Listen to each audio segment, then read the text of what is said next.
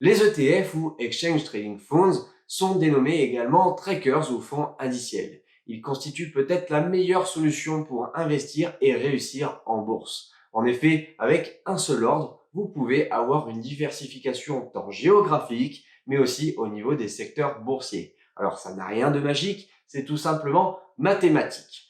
Mais il y a quand même des reproches que l'on peut faire aux ETF.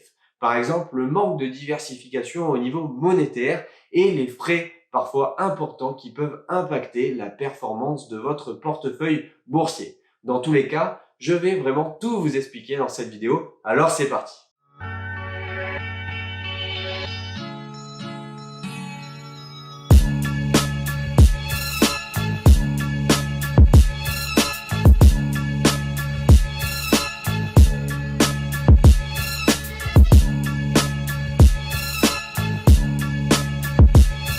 Les ETF sont des fonds qui vont répliquer directement des indices comme le CAC 40 ou alors des matières premières comme l'eau. Ce sont des fonds qui vont être du coup totalement passifs. En effet, avec un seul ordre, vous allez pouvoir investir et être exposé directement aux 40 entreprises que contient le CAC 40 par exemple. De là, vous allez avoir une économie de temps puisque vous n'avez pas besoin d'effectuer des recherches sur chacune de ces entreprises pour pouvoir les sélectionner par exemple. Ou alors ça va vous faire une économie également d'argent puisque si vous n'avez pas le temps de faire ces recherches, si vous voulez investir et vous diversifier sur l'ensemble du CAC 40, il va falloir investir sur chacune des entreprises qui composent le CAC 40. Vous l'aurez donc compris, les ETF sont un petit peu cet alliage qui vous permet d'économiser du temps et de l'argent et de vous diversifier parfois en un seul ordre. Et c'est là le plus important. Je ne le répéterai jamais assez, mais la méthode que je privilégie est l'investissement en mode DCA pour Dollar Cost Averaging. C'est-à-dire que vous allez pouvoir investir une même somme tous les mois pour lisser votre point d'entrée et diminuer les risques de volatilité dans votre portefeuille. Dans tous les cas, l'investissement en mode DCA est totalement possible avec l'investissement via les ETF et c'est là tout son intérêt. En effet, vous allez pouvoir diminuer cette volatilité sur le long terme. Pourquoi? Parce que l'intelligence collective bat toujours l'intelligence individuelle. En effet, vous allez pouvoir passer énormément de temps à vous former, à essayer de prendre les bons choix par rapport à d'autres et par rapport au marché. Mais dans tous les cas, vous le savez, 99% des gens ne battent jamais le marché. Alors finalement, si vous débutez en bourse ou même que vous vous sentez un petit peu aguerri en bourse, pourquoi vous allez battre le marché? Généralement, ça ne va pas être le cas. Deux points essentiels sont à évoquer pour la suite de la vidéo. La première concerne le type d'ETF, distribuant ou capitalisant. Les ETF dits distribuants vont vous verser les dividendes sous forme de cash, alors que les ETF capitalisants vont directement réintégrer ces dividendes dans votre investissement. Alors vous pouvez aussi les réintégrer sous forme d'ETF distribuants, mais ça va nécessiter une action de votre part, c'est-à-dire de passer un ordre. Et petit tips NPM, vous le savez, je vous l'ai déjà dit dans d'autres vidéos, mais si vous avez un ETF distribuant via un investissement sous forme de compte titre ordinaire et non pas de PEA, dans ce cadre-là, les dividendes qui vont être versés sous forme de cash vont automatiquement passer par la case fiscalité avant de pouvoir être réintégrés dans votre investissement. De ce fait-là, vous n'optimisez pas la forme des intérêts composés. Deuxième notion à savoir pour le reste de la vidéo, ça va être la notion de réplication. Trois formes possibles, soit une réplication physique, soit synthétique ou soit sous forme d'échantillonnage. La réplication physique, ça concerne les ETF qui vont investir directement dans les entreprises qui composent l'indice. Par exemple, l'ETF CAC 40 va investir directement et proportionnellement selon la répartition de l'indice dans les 40 entreprises que constitue le CAC 40. Par contre, on a des ETF plus conséquents, c'est le cas du MSCI World qui contient 1600 entreprises et pour lesquelles ça va être compliqué d'investir directement dans ces 1600 entreprises et donc on va avoir un investissement dans des sous-ensembles, ce qui peut intégralement amoindrir la qualité de l'ETF. La réplication synthétique concerne cette fois la méthode des swaps. Les swaps sont des instruments financiers qui vont vous permettre d'échanger la performance entre deux actifs. Par exemple, vous investissez sur un actif A et la banque sur un actif B, via la méthode des swaps, vous allez pouvoir échanger la performance avec elle. Alors ça va être très utile pour les ETF qui veulent investir sur des paniers d'actions qui ne constituent pas l'indice de référence. En effet, par exemple, si vous voulez investir sur des actions qui ne sont pas européennes mais que vous voulez l'intégrer à la performance d'un PEA, de base ce n'est pas possible. Mais là, si vous utilisez les swaps, eh bien vous allez pouvoir investir sur des actions européennes, puis via la méthode de swap, échanger avec les performances d'actions qui ne le sont pas. Et vous allez pouvoir rester éligible au PEA. C'est le cas par exemple du S&P 500 ou du MSCI Emerging Market. La réplication par échantillonnage, eh bien c'est une synthèse des deux réplications citées précédemment. En effet, vous le savez, au sein d'un indice, par exemple le CAC 40, la répartition n'est pas équipondérée. En effet, les 10 premières actions sont beaucoup plus représentées que les 30 autres. Et bien dans ce cadre-là, dans ce calcul-là, les ETF vont beaucoup plus se focaliser sur ces 10 premières actions et délaisser plutôt les 30 autres dans le calcul de valorisation de l'indice. Passons maintenant à la distinction entre ETF géographique et ETF sectoriel. Pour les ETF géographiques, vous le savez, la plupart des indices sont basés sur justement un secteur géographique précis. C'est le cas du CAC 40 pour la France, le S&P 500 pour le marché américain ou encore le TOPIX pour le marché japonais, etc., etc.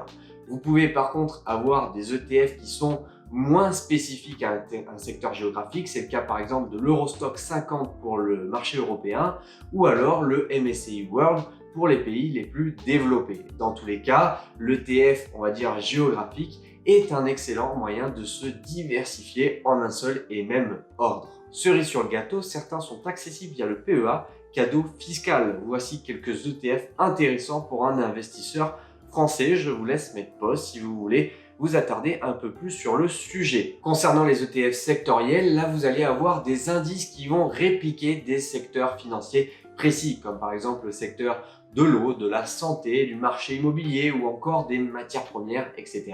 etc. Attention, vous investissez dans un secteur spécifique dont vous êtes exposé à la performance et la sous-performance de tout un secteur cette fois. Voici une liste non exhaustive des différents ETF sectoriels, les 11 secteurs boursiers qui sont à votre disposition. Je vous laisse mettre pause une nouvelle fois pour voir ce qui vous intéresse. Et vous avez également quelques ETF sectoriels atypiques et spécifiques, beaucoup plus précis comme par exemple l'eau ou l'e-sport ou les crypto-monnaies ou encore la robotique et l'IA, l'intelligence artificielle dont on entend parler de plus en plus.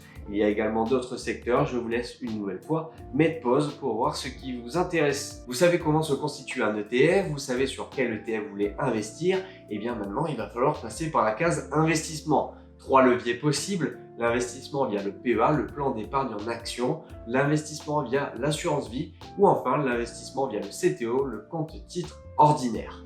Premièrement, l'investissement via le PEA. Et bien là, vous allez pouvoir optimiser votre investissement puisque vous le savez, via le PEA, vous avez un avantage fiscal et du coup, vous aurez peu de frais à long terme. En plus, contrairement à l'assurance vie, vous n'aurez pas de frais de gestion annuels et ça, du coup, ça ne va pas venir grignoter votre investissement.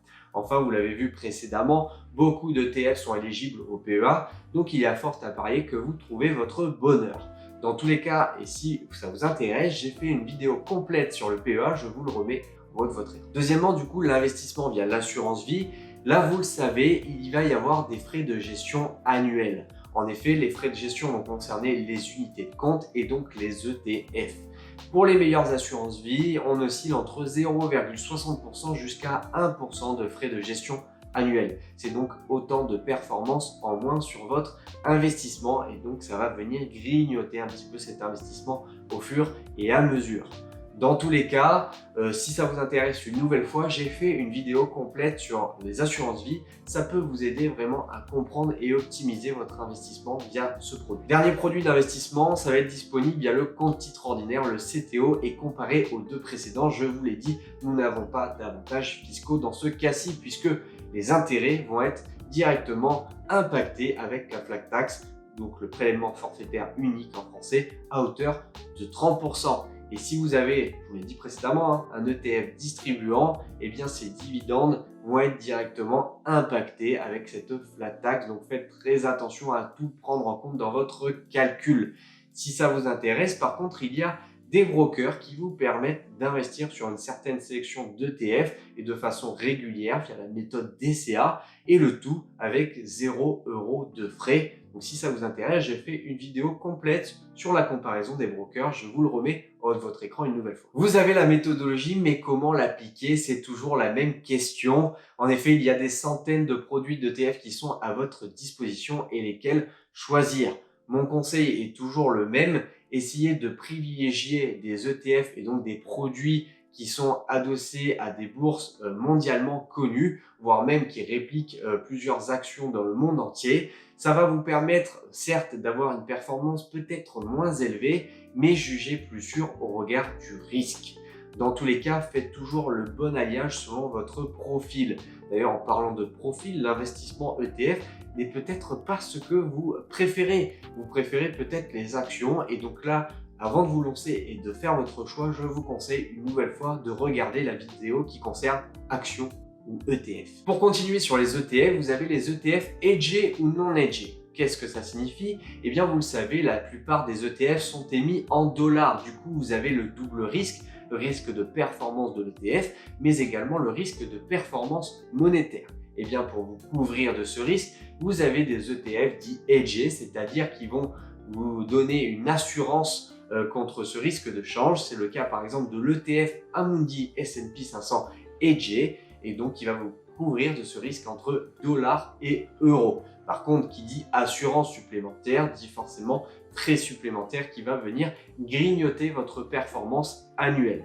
Bref, pour les investissements long terme, c'est peut-être pas l'idéal. Je parle d'investissements supérieurs à 20 ans. Pourquoi? Parce que comme les secteurs financiers et les secteurs boursiers, eh bien, la bourse en elle-même, la monnaie en elle-même, eh bien, va avoir des cycles. Et qui dit cycle, eh bien, forcément, sur du très long terme, vous allez pouvoir revenir normalement sur vos pieds et donc perdre de la performance annuelle n'est peut-être pas adapté. Je vous propose maintenant de vous présenter deux portefeuilles ETF assez équilibrés. Alors attention, je vous vois venir, ce n'est pas un conseil en investissement, donc faites très attention et faites vos différentes recherches tout simplement avant d'investir votre argent. Bref, le premier portefeuille, ça va être le portefeuille World.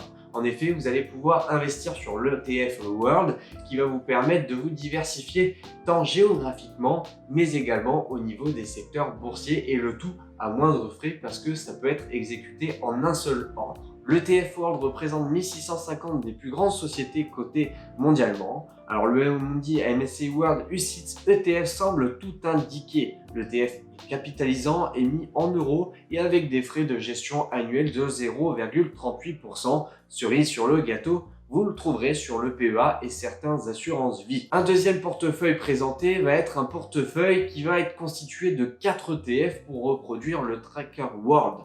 En effet, vous allez avoir 50% sur les USA, que vous pouvez par exemple hedger, 30% sur l'Europe, 15% sur l'Asie, que vous pouvez hedger également, et 5% sur les marchés émergents. Cela va vous permettre de vous diversifier monétairement votre portefeuille, ce qui est réellement un plus, surtout si vous optez pour la couverture sur les devises, le fameux hedge.